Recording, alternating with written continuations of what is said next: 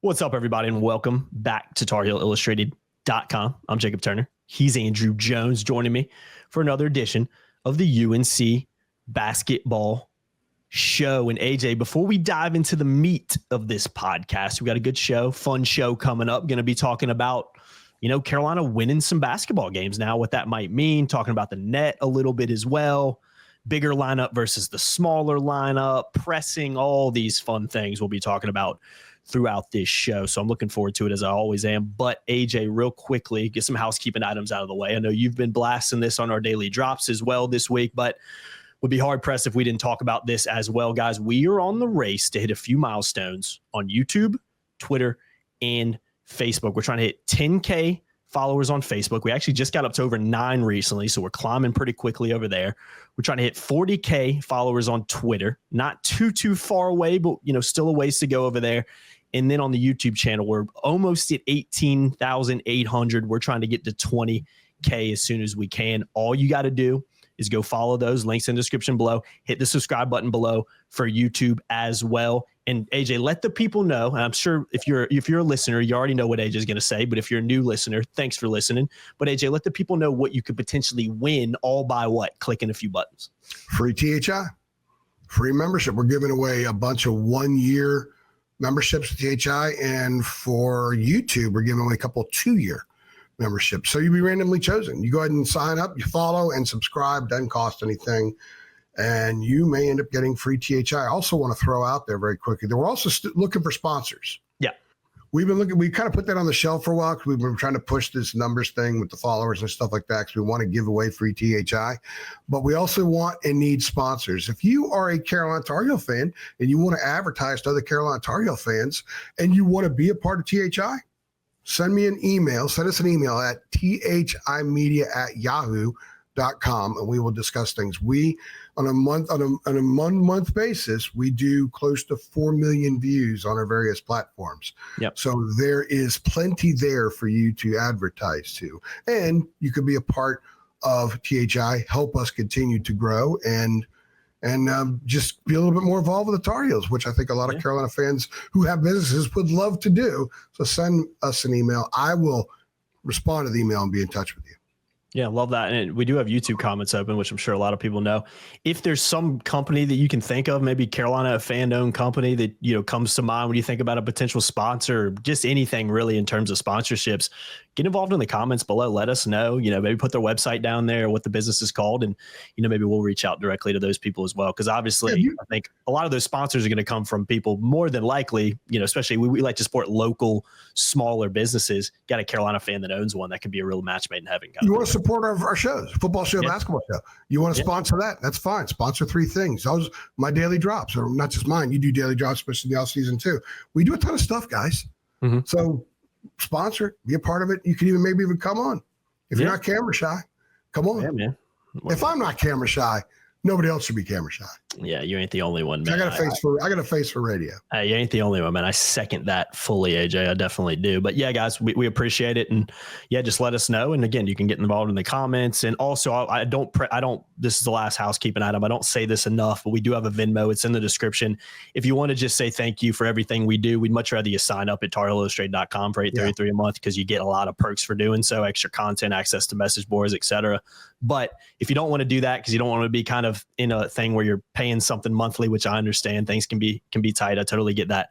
You can just, send us any money you want, $5, $20, whatever it is. It definitely helps. And that's below. You'll see the Venmo link and it'll take you right on over there. So if you just want to say thanks for the content we put out, it's a good way to do it too. But the thing you can do for free, AJ, is watch this video, what you're doing, and subscribe and like below. That's free and it helps us out big time. So go ahead and do that right now. And, yeah, man, we'll dive into the meat of this pod. Again, I'm looking forward to this one. But, AJ, I want to start with where Carolina's at right now. Obviously coming off 2 consecutive wins, one on the road at Syracuse and then beating NC State on Wednesday night. Just to go through a couple little stats or facts about the wins, because I do think it helps illustrate, albeit being not against great teams. I said it on Twitter a couple of times. NC State's atrocious. Syracuse isn't far off. Carolina's still winning, and I think they're showing some positive signs late in the year that, it's better to show positive signs than be trending in the wrong direction, which wasn't too long ago where a lot of the, topics of our combos was about Carolina heading in the wrong direction. But 88 points against Syracuse, most Carolina scored in an ACC road game this year. 97 points against State is the most it scored in regulation. They obviously had 102 against Boston College a few weeks ago in an ACC game this season.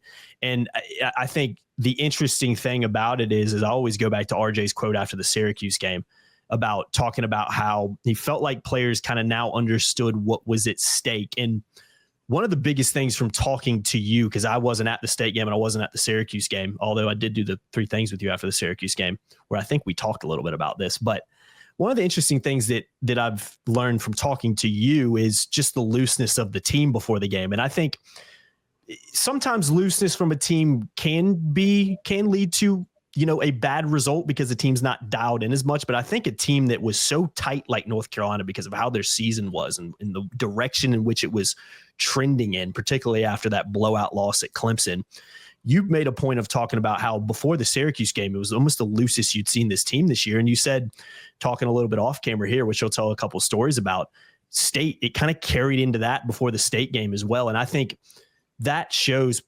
that Carolina has every reason in the world right now with how their season's been. It's been a little disappointing to be heads down, to maybe be heading in the wrong direction, to maybe just not be as bought in as they should be, let those frustrations kind of come to the forefront.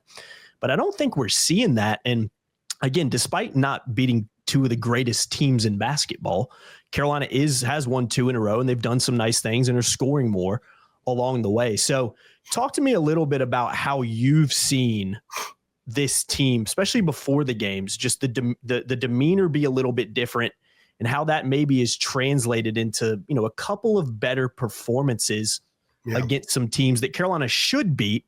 But let's face it, AJ, this is not a Carolina team that's, there's been some other games this year that Carolina should have won and they haven't. So you got to give them credit in that respect too. Yeah, there's 2 kinds of loose. Mm-hmm. There's loose because you're just not ready to go and you're just not totally dialed in. And there's loose because you are dialed in, you're very confident, and you feel like, okay, we're ready to just pop here. And sometimes it's hard to tell in pregame. There's a reason I go down to the court and I go out multiple times to see the team. I take pictures and some videos, stuff for reels on Facebook, for Twitter, pictures and that kind of thing. Get people kind of juiced up, the game's coming, and also give me a feel for the team. And I look to see, who's got what wrap on. I'm trying to gather a lot of little bits of information and give myself a feel as well. I always enjoy doing that. I've done it for years. And what I did notice is that while they were loose at Clemson, it was sort of goofing off loose. Mm-hmm. However, the last 2 games, there's been a lot of looseness, but it's been, I sense there's a more dialed in looseness, especially last night, Wednesday night, where they're very seriously going through all the drills, but there's a lot of chatter. There's some joking, but it's not break stride joking. There's the kind of joking when you stop, look back, and you kind of laugh. Well, there's the joking where you laugh and just keep going because you have your little mission that you're on with each rep that you get in drill. That's what I saw Wednesday night. In fact, they were so loose that Seth Trimble came by at one point and asked me if I thought they'd fill up the upper deck in the game, and I said, well, maybe the sports writers up in our little perch. And I said, but Seth, they don't handle snow here like Wisconsin. He said, no, not like Wisconsin at all. He said, this ain't nothing. And I thought that was pretty funny. Ian Jackson, of all people, said something, and I mentioned something to him about his shoes. He was wearing pink shoes. I didn't realize he wore them against Syracuse, to be honest with you. Mm-hmm. And I said, is this the first time you wore the pink shoes? He goes, no, Syracuse. I said, you went for 23, and he turned around and smiled. So sometimes you can totally overread into things. Yeah. And it's possible they could be like that and just get blown out. My read looking back, and usually the looseness in pregame is a hindsight deal. You look back and say, okay, that makes kind of sense. I just thought there was a lot of confidence. There was a lot of dialed in. And I think that they were liking being there. I'm not so sure they always liked being there. When I say that, I mean that they weren't a confident bunch. They were tight. Yeah, they were tight. You know what I mean? I think that they saw obstacles before the game started. I don't think they saw any obstacles last night. I don't think they saw that many at Syracuse. Now, granted, they played bad teams. Syracuse is on the road, and it still says Syracuse cross chest. It's still, I'm going to go ahead and say Carrier Dome. I'm not going to call it JMA until they get their Wi-Fi improved. I'm not calling it JMA wireless. It's like Twitter, AJ. We're not calling it X. It's always Twitter. Wireless, right? Yeah. Wireless. Yeah. Anyway, I guess I can read too much into it. I just got a sense last night that they were different.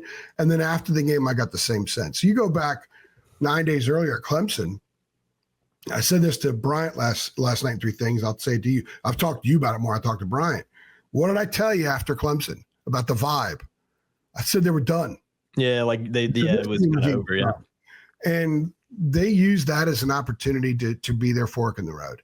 I think they've gone the right way. Now, we're going to talk about the fact they played 2 horrible teams, and we get that. And I said this in 3 things as well. I'm basing a lot of how I'm viewing them right now on the fact that their intent has changed. Mm-hmm. The script of how they want to go about things moving forward has changed, and it's worked so far. They haven't trailed in the last 2 games. So they'll get more challenged against Virginia and much more so against Florida State. And ultimately, at the end of the regular season, will be the ultimate challenge for this team. And if some of these changes are still working and still leading them to wins, we'll know then just how much they've changed and improved. But at least they're off to kind of a nice restart, if you will. But it is important to note that they played really bad teams. And we're going to talk about the playing bad teams and how that can be beneficial and potentially, I would say, dangerous for false confidence, because you can get false confidence beating up a really bad team. If you go out, if you remember growing up and you're 14 and you play a 9-year-old or a 10-year-old down the street and one-on-one, you dominate them. Well, you got false confidence. Then you go play a 16-year-old and get your butt kicked. You can taunt the 10-year-old all you want, but the 16-year-old owns you. I think Carolina beat a 10-year-old the other night. And they're going to have a 16, 17-year-old at the end of the year. We'll kind of judge them then. But they are doing things better. They are looser. I think that there's an everybody on the same page connection now that has been missing all year. It's something RJ's talked about. Mm-hmm. And honestly, Jacob, you can't get all the other stuff done unless you have that. That's the foundation. And I get a sense that the positive part of a foundation is there right now. What they do with it, we'll find out. Yeah. I think if anything, because that's why I said a couple of times, prefaced like, hey, this is not great teams. I mean, these are 2 of the worst teams in the league factually, but I think what it illustrates though too is the looseness. Carolina performing better, particularly against NC State. I thought Syracuse was one of their better road performances of the year. Again, 2 games they never trailed in. It shows you that this team is at least showing positive signs in the middle or in the beginning of a really, I don't want to say easy stretch, but a stretch of games that are extremely winnable for the Tar Heels. And, we'll talk about Virginia a little bit later on as well before they play Duke at the end of the year, with that being kind of the one out of the next 5 that is going to be very, very tricky. I think every other game Carolina plays, I don't want to sit here and say they should win, because I do think there's a couple of tricky ones on there, particularly at Florida State, at Virginia Tech to an extent. Although when you look and see what they did against Boston College recently, that is not a game Carolina should be losing. So winnable games coming up on the schedule. And I think if you're a Carolina fan, you'd much rather be sitting here listening to us talking about what we're talking about now than being like, man, they barely survived at Syracuse and they found a way against State, kind of like the Boston College game. I mean, they found a way, they won, but they didn't. Their performance wasn't great. I think you'd much rather hear us talking about, Well, they did survive. They did barely survive against Syracuse. Yeah, to an extent, but the fact that they never trailed, and they were, they led by 10 plus 4 different times. I mean, there were things in there. And you kind of got the sense that they were about to give that thing up like they had before, but they didn't. And I think that gave them a lot of confidence. Oh yeah, I really do. And that led to the looseness of Wednesday night. One of the things that I'm going to pull out of Wednesday's game that I talked about, I think, with Brian, is that one of the reasons this team has struggled in pulling away from teams that it's much better than, like a BC, and quite frankly, the way it's worked out, playing Pitt at home, much better than Pitt, or should be, is they haven't had the 14-2, 18-4 runs, but they had that against State. They had some pretty good runs against Cal and SMU.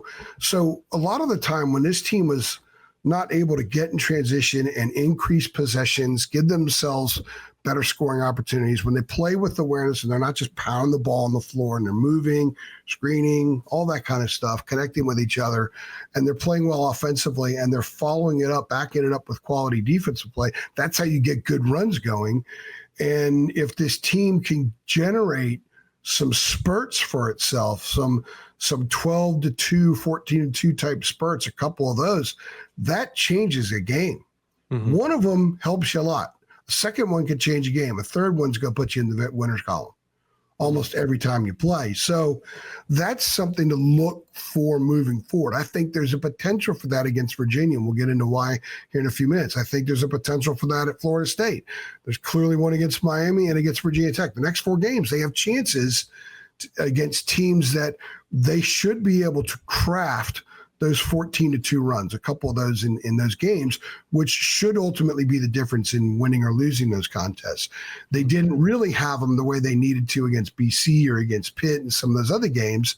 So I think that's an important part moving forward. And I think that that's also a byproduct of how they play. They got 3 turnovers in the backcourt in the full court press that led to buckets Wednesday night. They also crashed the offensive glass. 12 minutes in the game, they had 17 second chance points. Mm-hmm. And that was their most since the Dayton game, like the game back in November. So you look at 17 second chance points, and then you look at those 6 points, actually it was 7 off turnovers there because they also had a free throw and a +1, and they're generating 24 points. I do think one of them was a second chance point. So you're looking at 22 additional points because of the press and because of grabbing offensive rebounds. And why were they better at grabbing offensive rebounds? Because the opponents had to box out a lot more people because they played bigger. So it left room for a lot of different guys to get offensive boards. And they had, 21 offensive rebounds in the game? Or no, 17, 8, 19, 21 offensive rebounds, I think is what it was. 21 offensive rebounds, 21 second chance points, something like that. And you want to get a point per offensive rebound? So those are reasons to believe that this team has a chance of generating those runs moving forward. So that's a byproduct of the shift in approach that Hubert has made, and something that people are saying, hey, why did it take so long to do this? Well, he's tried other stuff. Yeah. And maybe this group wasn't ready to be what this group was last night. Maybe a couple of weeks ago, they weren't ready yet. And Jalen Withers was still working through what he was working through. And Drake Powell had kind of hit a freshman wall there for a while, but he's come off the bench and handled it well. And now he's playing his natural position. The 3, that's the other thing. Everybody's playing their natural position now. Yeah, that makes a difference. That wasn't the case for a while. So, okay, so it's late. It's trending toward late February, and they just made another change. But the season's still going on. Mm-hmm. You're judged ultimately how the season ends. Where are you when the season ends? That's how you're judged.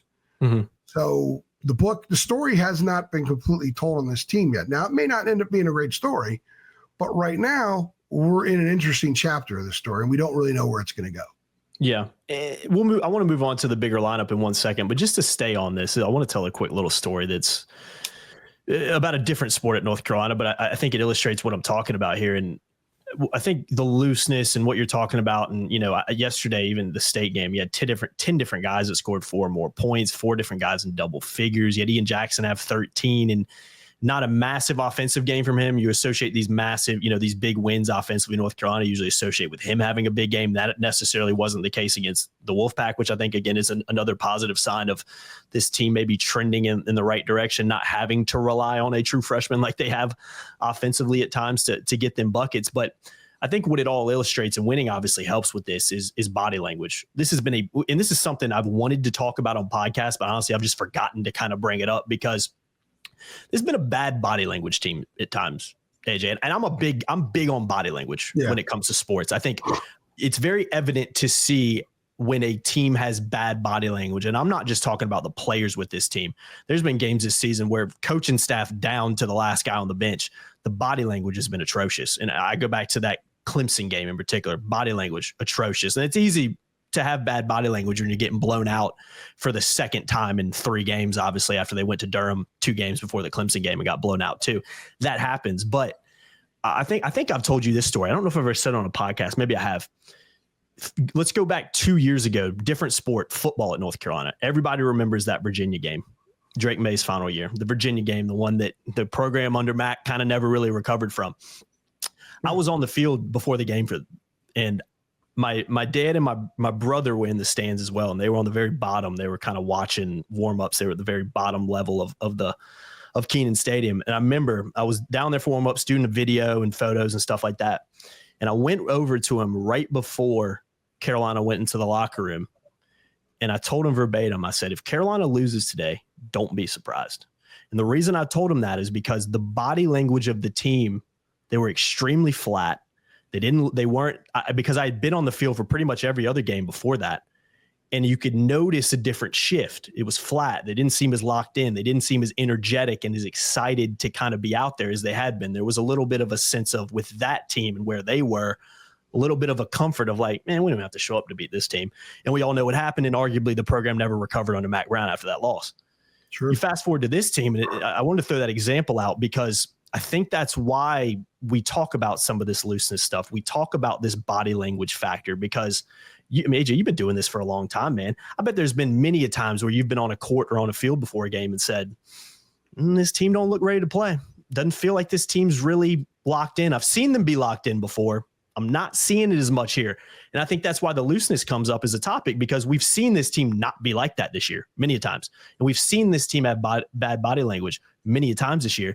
And I think you've seen a little bit of a shift in that, again, albeit against two poor teams, but Carolina still won. And again, won relatively convincingly over NC State. So I wanted to bring that up to illustrate some about how important some of that stuff is. It's not always a guarantee that what you see in pro games are going to transition to the game, but as someone who's been doing this a lot less, a lot shorter of a time period than you have, I've been doing it for 6 years. You've been doing it long enough long enough to pick up on those things and be able to say, this team's not ready to play and see it translating on the field. So what if you notice maybe a shift in, if you notice a shift in body language too, AJ, at all?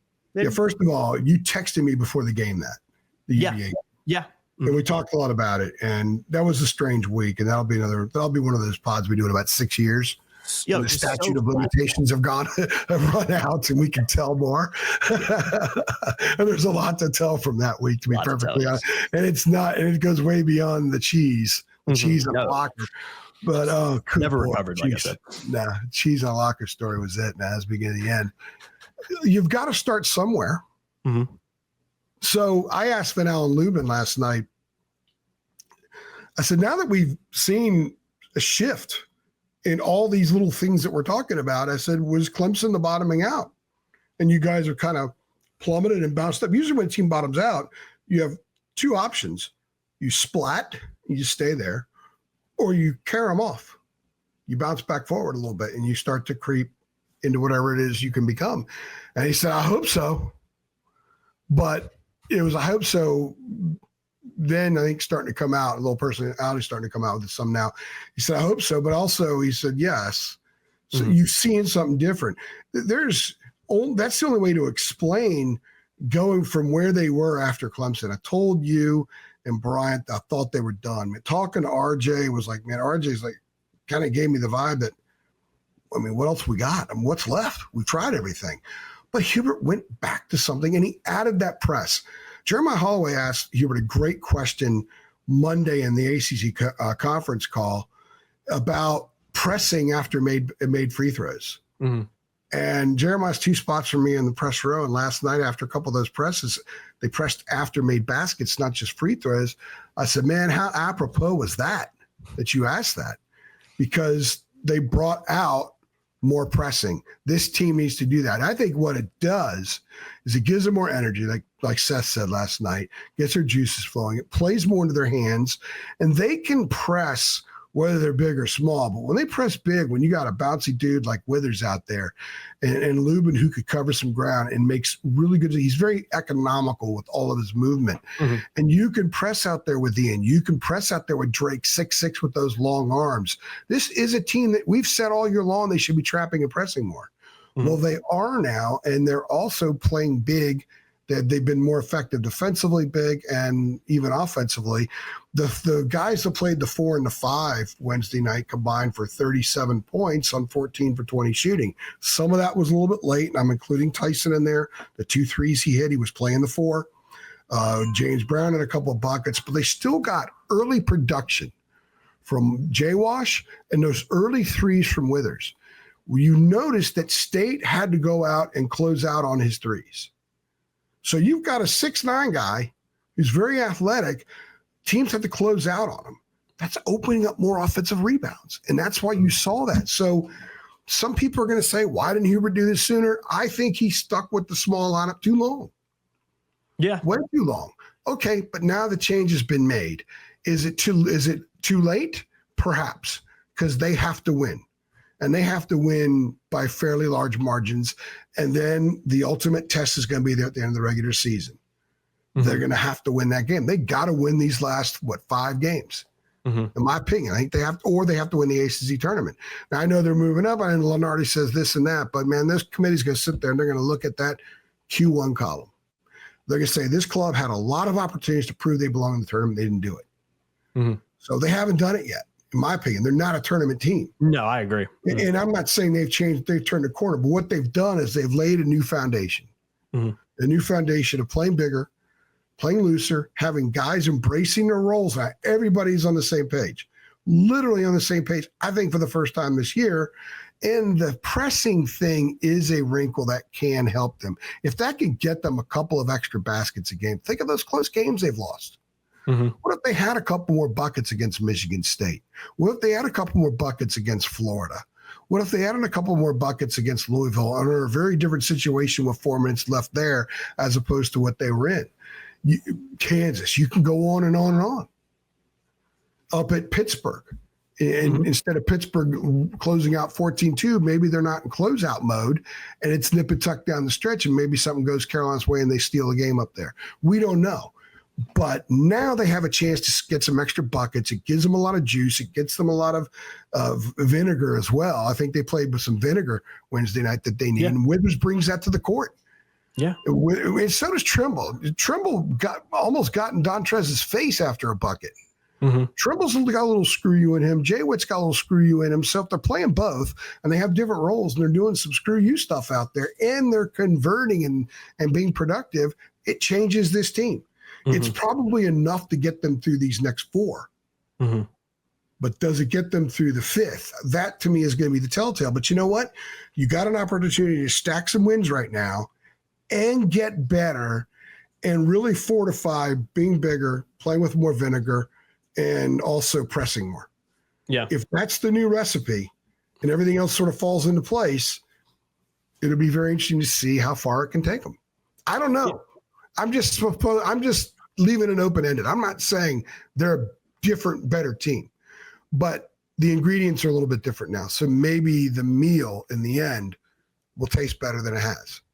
Yeah, there's positive signs. And like you said, it's to be determined what happens if they can win these next 4 before Duke, put Carolina in a good position. But again, there's still some tricky games that we've seen, again, this Carolina team struggle at home and on the road. So there's no guarantee, but if they are trending in a different direction now, then I think we will see it over these next few games because of how winnable they are. I want to talk about the bigger lineup in a second, but you just mentioned Carolina moving up a little bit in the net. So let's hit on that real quick. That was on the sheet as well. 50 in the net, and just by beating State by a hefty margin, which is obviously important in these games, no matter who you play. If you can beat teams by a hefty margin, it helps out with your net. Moved up from 50 to 45 from essentially just beating NC State by 24. So that is a positive for this team. Now, we talked a lot about, I think it was last week in the Twitter Q&A podcast we did, about how, Carolina right now, top 50 in the net, that you're kind of on the outside looking in the tournament. Moving up a couple spots, a few spots is a positive for North Carolina, but I agree with you. I don't think I know this team hasn't done enough to be a tournament team as of right now, and they need to really, I think, like you said, win out in the regular season to really boost that resume before they head to the ACC tournament, where they would obviously need to win a few games as well if they were to win out in the regular season. So what do you make of the net? I mean, does it just moving up 5 spots change much for North Carolina, or is it just kind of like, hey, keep winning games? If you can go and beat Virginia by 20 on Saturday, that's going to help you out more. If you can go on the road and beat Florida State and maybe win that game by, 8-10 points, that can help you out a little bit. What do you make of the net situation right now? Well, there's one way to move up when you're in the ACC right now, outside of beating Duke or maybe win at Clemson or Louisville, is to beat people badly. Yeah. That's it.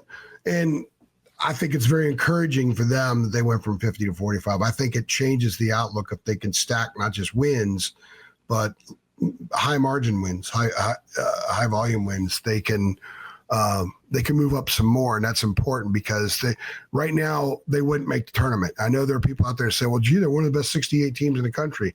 That's not how it works. No, it don't work. There's 36 automatic bids. 29 of those teams aren't going to get in unless they win their conference tournament. Mm-hmm. So 29 of those are going to be like one bid type leagues. So, and then there's leagues where, let's say Villanova wins the Big East and St. John's doesn't. So Villanova steals a bid from somebody. Let's say there's a bid stealer in the West Coast Conference in the Mountain West, which happens. Yeah. I think, was it Akron or somebody's having a huge year in the Mid-America Conference, mm-hmm. and there might be an automatic bid there, but what if they don't win their league? Mm-hmm. So you have to look at it like that as well. So you really need to be in that top 36 to 38 to feel decent, but you want to be above that going into the weekend, to the final weekend, like the conference tournament weekend, because that's when so much crazy stuff happens. And every time an NC State wins a power conference, or a non-at-large type team wins one of these conferences where there is an at-large team, then like I think George Mason could be an at-large team in Atlantic 10. Maybe someone else wins that league, so you get an extra bid. It knocks a North Carolina down a notch each time that happens. Mm-hmm. So in order for Carolina to put themselves in a much better position, they not only have to win these next four, I think they've got to throttle three of them. Yeah. They've got to beat UVA soundly, and it can happen. They've got to go up and just get a win up at FSU, and then they got to pound Miami and pound Virginia Tech. They've got to do to them somewhat what they did to State last night, because the net will reward you for a large margin of victory. Then let's say they do that, and they're sitting at like 38. They're not going to move up 5 every time. They're sitting at like 38 when Duke comes in. If they beat Duke, they'll move up to like 32 or 31. For sure. And then they win a couple of games in the ACC tournament. Because even if they're 14-6 in the ACC, they're still going to probably play Wednesday. Mm-hmm. So you win a game Wednesday against whoever. You win a game Thursday. Next thing you know, you got 24 wins. You're in the top 32. Even if they lose in the tournament, they're in the top 32, 35 of the net. You picked up a Q1 win over Duke. Maybe SMU gets in the top 30. You got 3 Q1 wins. That will probably be enough to get them in the tournament. Maybe they'd have to go to Dayton, but there are a few teams that have gone through Dayton and gotten to the Final Four before. So, yeah, at least you're in. Yeah, at least you're in. You got a chance. Mm-hmm. And if they're in and they're playing their best basketball this season, they'd be pretty good bet to win a couple games at least. So they've made something out of a season that even still looks like there's not much there.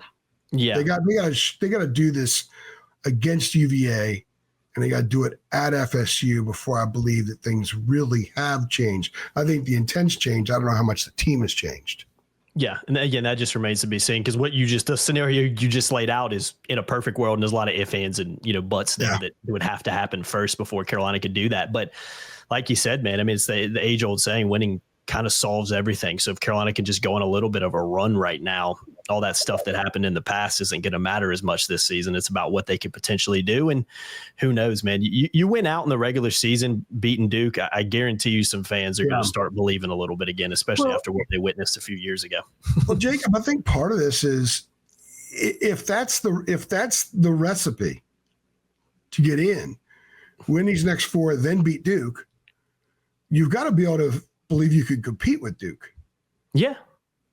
I don't think that they had great belief when they were warming up at Cameron. It's pretty evident in the way they played. It looked like that. I don't think they had great belief early on. That's why a 33-7 run happened.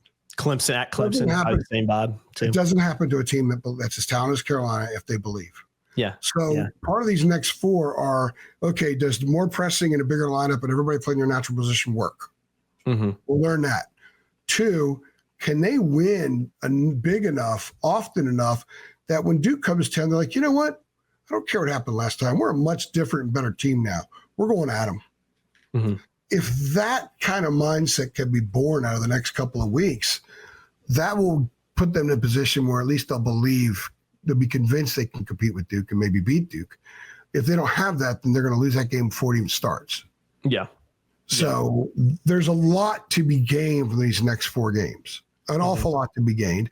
And I think for me, and I'll just speak personally here, I was so glad to see something different because I'm tired of writing the same things. You ain't the only one. Talking about the same things. And I don't want to feel like, I don't want people to think that, we're just beating the hell out of the players and the team and all that kind of stuff.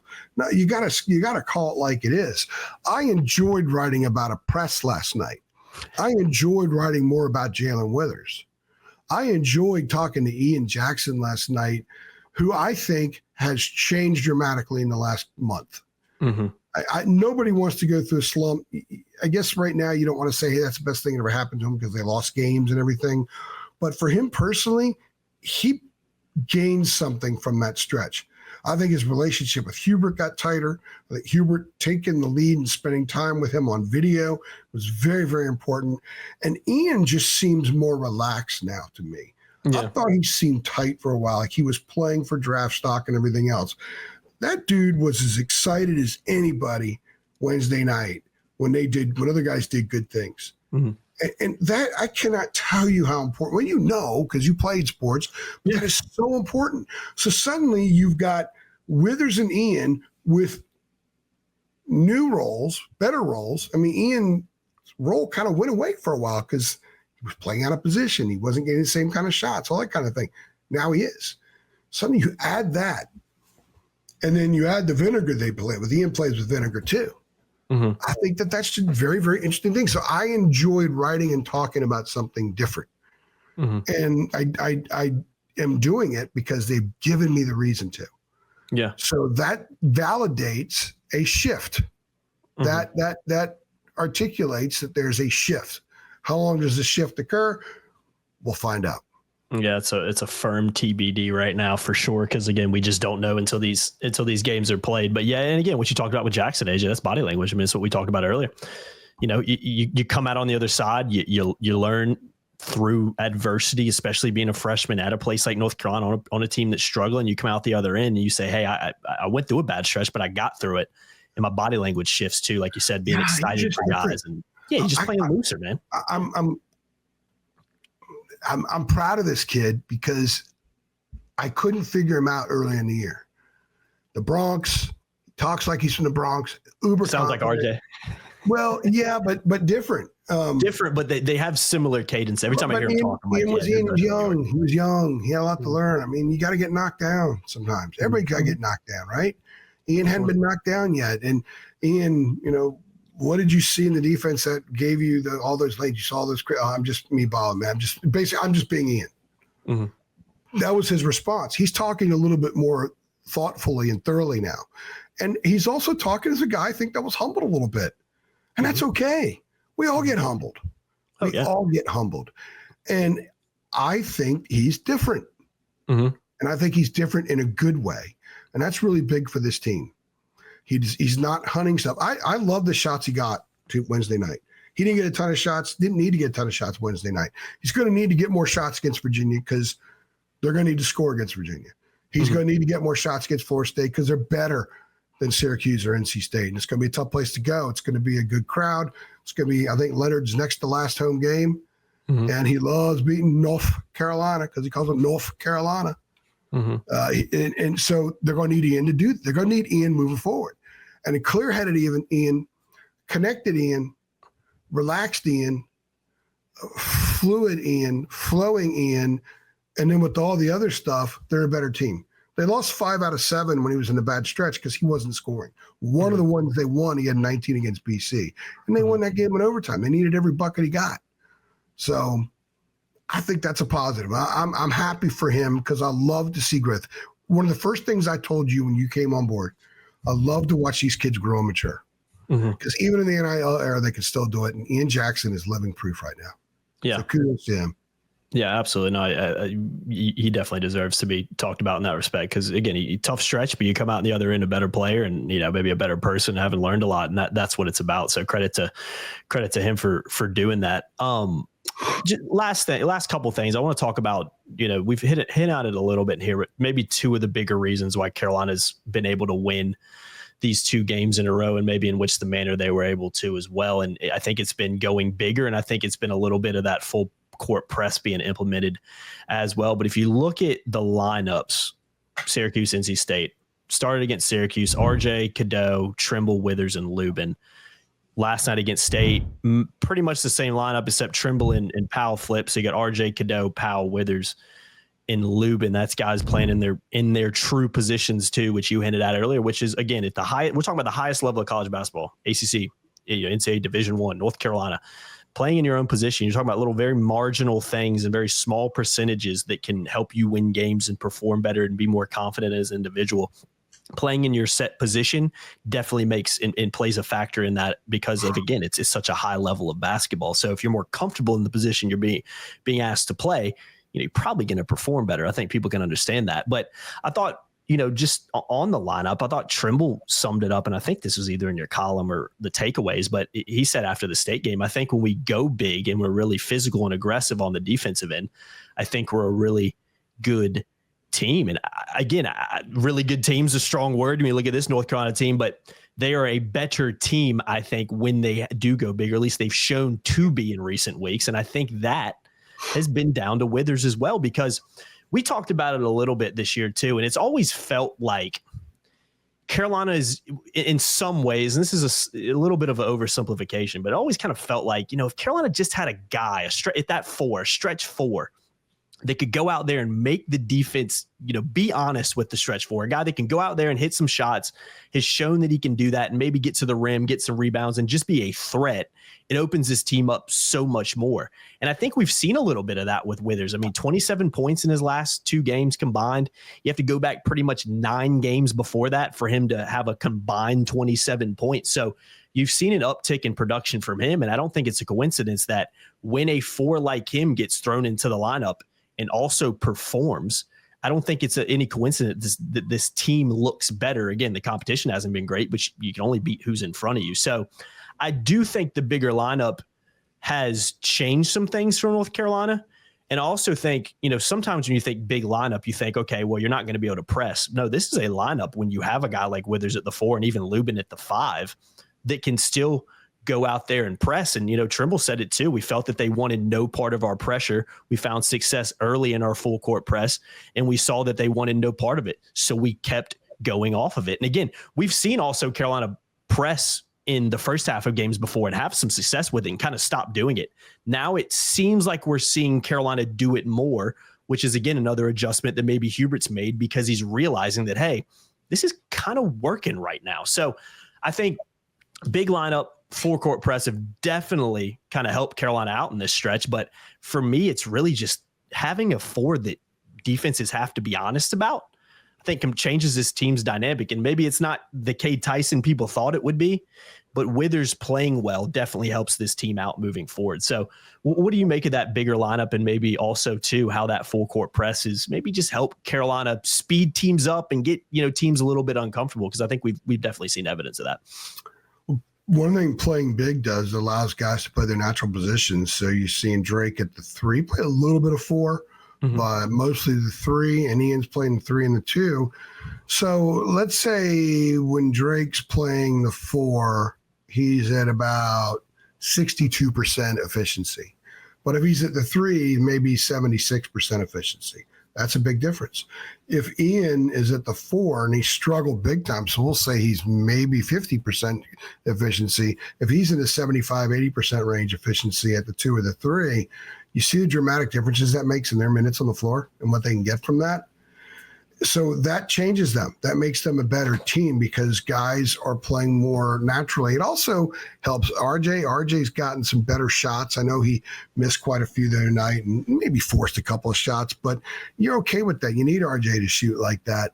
And it also, I think, makes the press a little bit better because if you're a little longer on the press, you're going to affect things. And they got those 3 turnovers inside the free throw line on the full court press. Mm-hmm. That's huge. I mean, you get the ball and you're immediately in position to score. I mean, that's quick points. That's the kind of stuff that you don't map out. Or when you're thinking ahead in a game, you're like, okay, well, if this guy can get that many, that guy can get that many, that guy can get that many. You never think about the easy deuces they can get by getting a turnover in the backcourt and laying it up, or getting fouled and going to the line, or having a putback like Trimble did after one of RJ's misses when he got the steal in the backcourt. So that makes you a little bit better across the board. I'm a big fan of having guys play in position, not out of position. Yeah.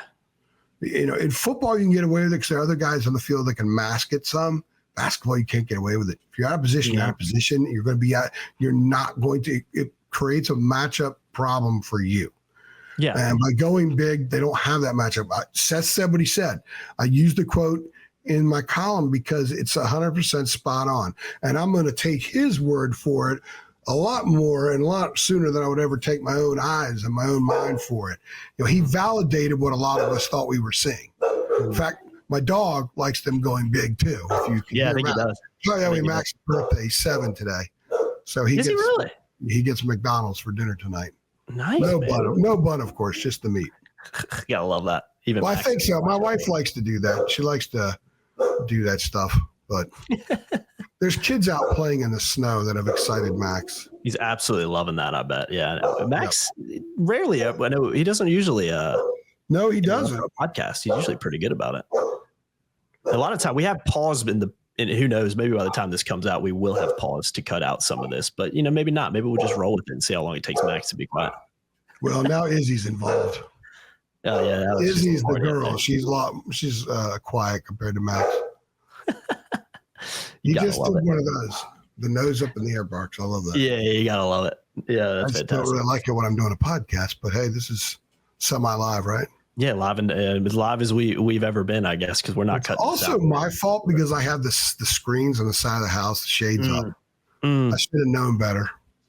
And we made it through. I think Max might be done potentially. So right now, it's like we're doing the pod out of position. Yeah, that's a good point. The screen's up. It should have been down. Yeah, it's always down. I didn't put it down. So I'm playing out of. I'm podding out of position right now.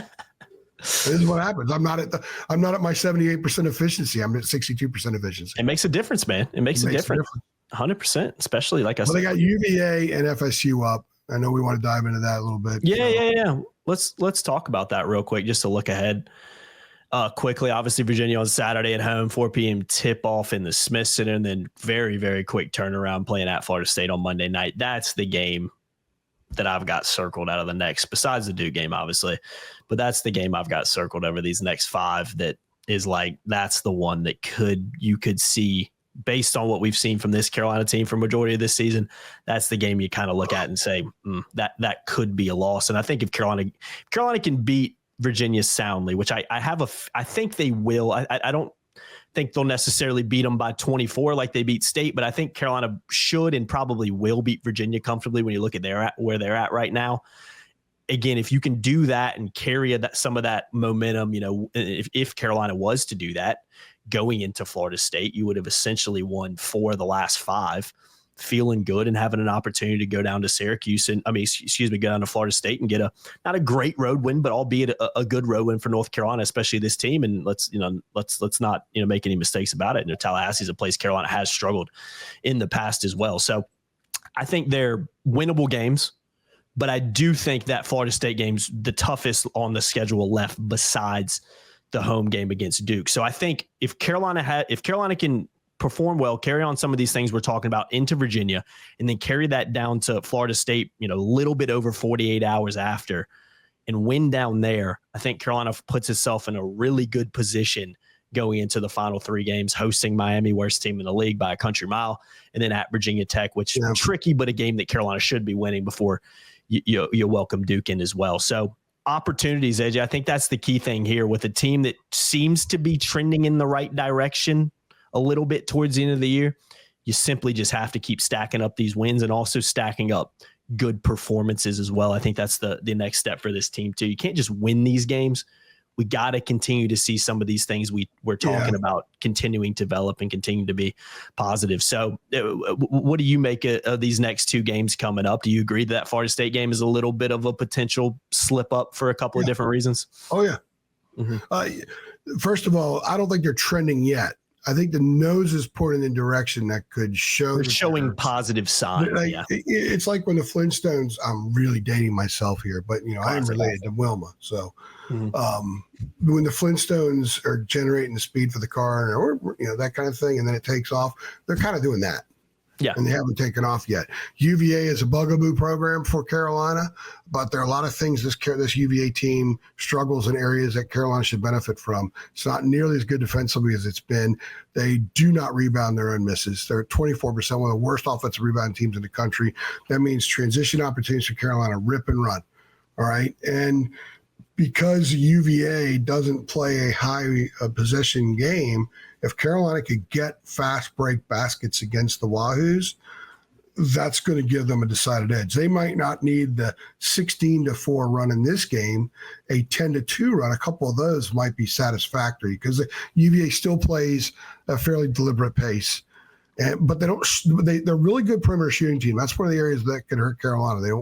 They got to go out and close out on those shooters. They got some lengthy guys that can shoot. But I think everything else, Carolina's got an advantage in this game. And being at home, it's going to be sold out. I think the fans might be a little reinvigorated. The test to determine whether or not they're trending in the right direction will be Monday in Tallahassee. Florida State's not a bad team. No. They had a nice win at Wake. They followed up with a terrible clunker at home against Clemson, but Clemson's really playing well right now. Yeah. So that may be part of it. Also, Florida State is still in position to become a quad one road game. I think they're 87. They got a ways to go. But if Florida State can win out other than against Carolina and then win a couple of games in the ACC tournament and the Leonard Swan song, that's possible that thing sneaks up to the top 75 and becomes a quad one win. If anything, it's a high quad two road win. And it would be late in the year, and I think that would help them. When North Carolina is discussed in that room, if they're discussed, winning at Florida State this time of year will help. Plus, I think it will validate the idea that they're shifting form right now. They're changing some. Because they can beat State maybe without changing. They can maybe beat UVA without changing, UVA at home. They're going to have to be good being bigger against Florida State because Florida State's huge. And they're going to have to play well to win up there. Even if Florida State doesn't play that great, Carolina has to play well to win that game. So if they do that, then I would say, yes, they're trending in the right direction. And some of these changes that we're talking about, if we see them the next two games and it leads to wins, then I think we can say, yes, this team is headed in the right direction. They have shifted course. Now it's a matter of, will they be ready for Miami? Will they be ready in Blacksburg? And then they got Duke. They can't go up to Blacksburg and get caught looking ahead because the Duke game won't mean that much if they don't take care of business in Blacksburg. If they lose that one, the Duke game will help them, but they're still going to have to win the ACC tournament to get in. Yeah. So they need to treat these games almost like must wins moving forward, but must wins with a new look and a new vibe. And a new connection. That's why I give them a much better chance these next couple of weeks than I would have a week ago. I thought there was a chance they may go, 18, 14, 19, 13. I still think it's possible 19 and 13 is there, but I think this team has a better chance now of being a little bit better club because Hubert and the staff have to see that pressing and being big is just better for them, period.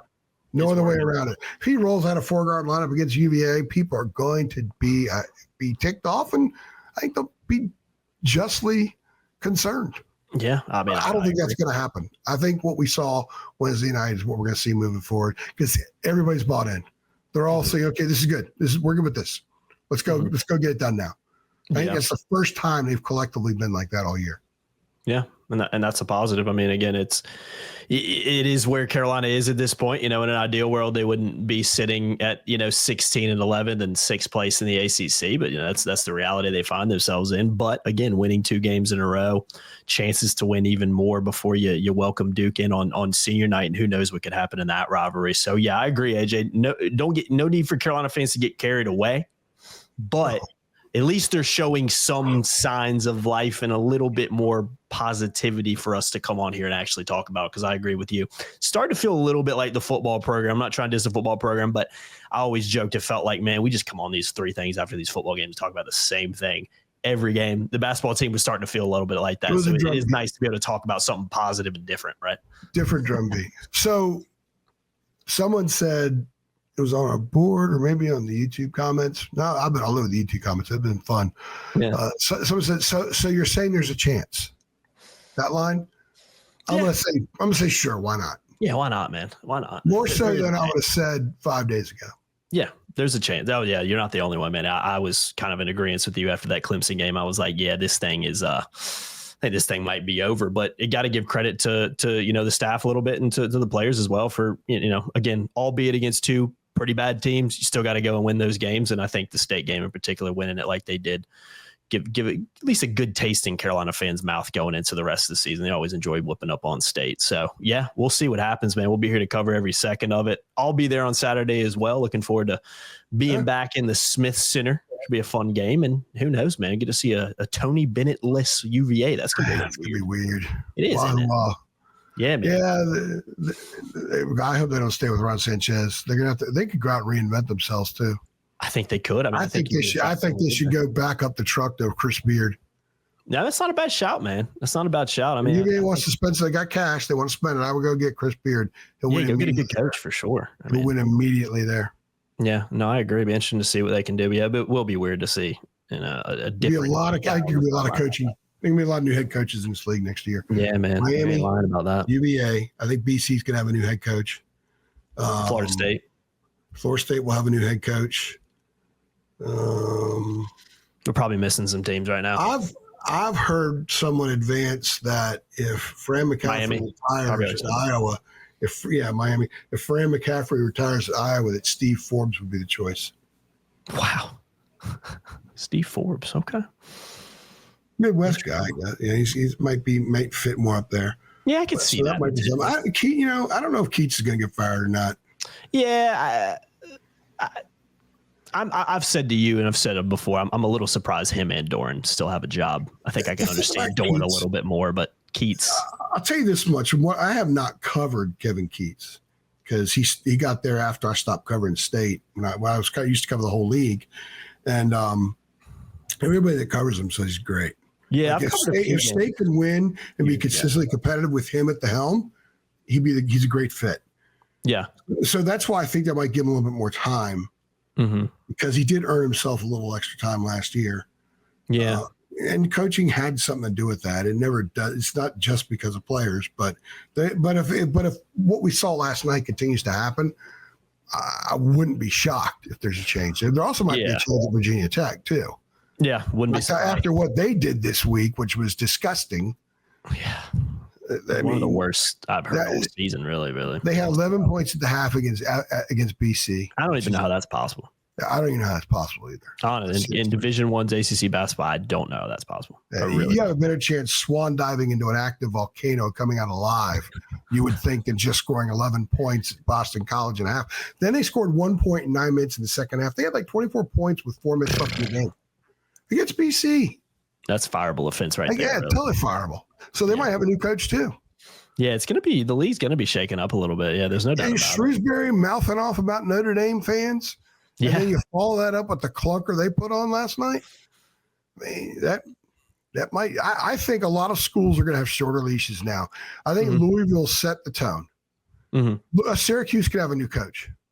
I don't think Oxford's done a good job there. They don't look well coached. No. But Louisville, they got rid of a loved alum, who was a disaster after just 2 years. And look what they did overnight with Pat Kelsey, who's going to run away with ACC Coach of the Year.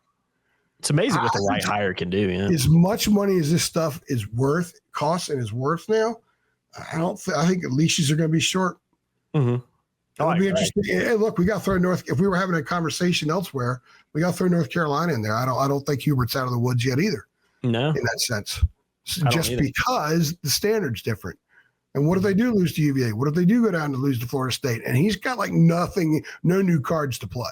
Like this big and pressing thing is the final card. Yeah, 100%. There are no other hands in that deck. None.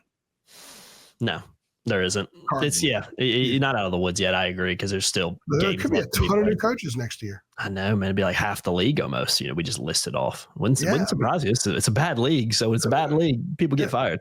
Shire's safe. Brownell's safe. Yeah. Enfield's safe. Mm-hmm. Davis is safe at Stanford. Madsen's safe at Cal. SMU's coach, you might have said. Andy Enfield. Yeah, Enfield. Yeah. Kelsey's safe.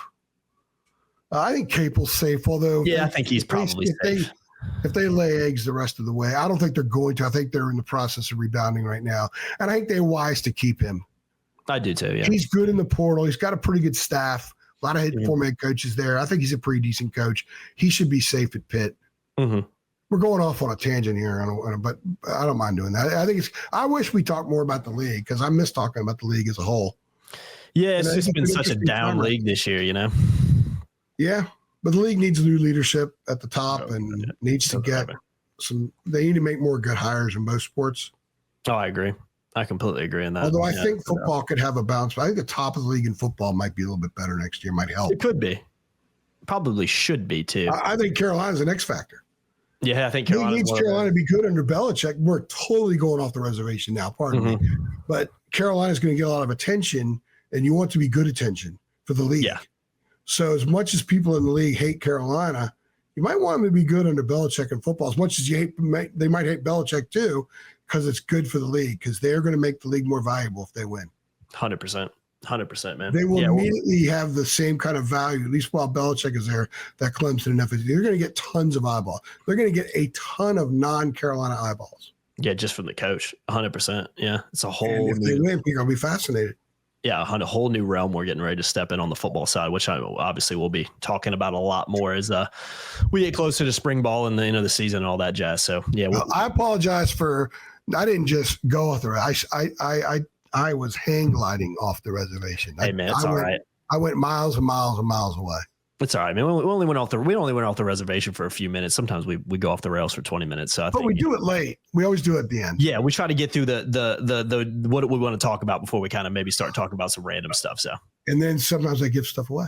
Yeah, what I want to know, anyone who's still listening, what coaches in the ACC do you think will be back? Ooh. And I think that might be a shorter list. I like that. Get involved in the comments below. What coaches will be back? You could just give me the names of the schools whose coaches will be back for sure. And when we get to the end of April, we'll hold on to these.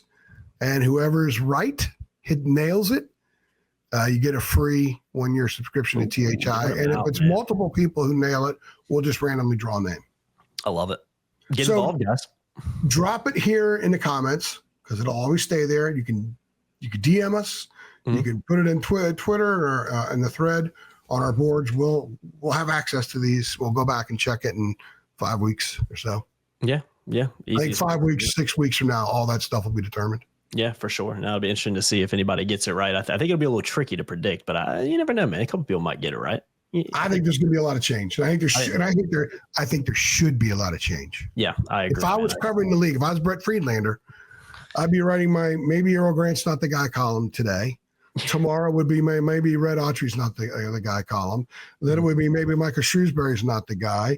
Then it would be maybe Popcorn Boy up at Blacksburg's not the guy. I like he's a nice guy, but nice guy. Yeah. Everybody refers to him as Popcorn because he said thing of popcorn everywhere he goes. So that's fantastic. I think there's a long list of people that you can say that about. Virginia Tech, definitely. The more I think about it, it's time to change. Yeah, they got to get the NIL game going. They couldn't keep it doing. Look at Ole Miss. Look what people are doing at Ole Miss. Mm-hmm. So. Yeah, you can turn things around quickly, man. You make the right hire, and especially in the transfer. Keep your guys. If you have good players, you got to keep them first. People say, "Well, Carolina didn't spend that much money," and they spent a lot to keep the guys they kept. Mm-hmm. That's the first order of business. The second order of business is going out and getting guys and bringing them in.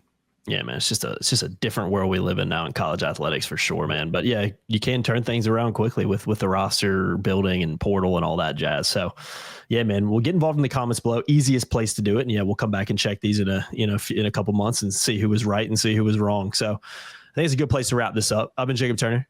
He's been Andrew Jones, another edition of the UNC Basketball Show. Like the video below if you're maybe optimistic about what Carolina can do the rest of the season. Like the video below if you enjoyed the show, and like the video below if you enjoyed Carolina whooping up on State last night in the Smith Center. Hit that notification bell too. Make sure you guys subscribe. Takes 1 second. Go ahead and do it now. Helps us out big time. And we'll see you all in the next one. Thanks. Thanks.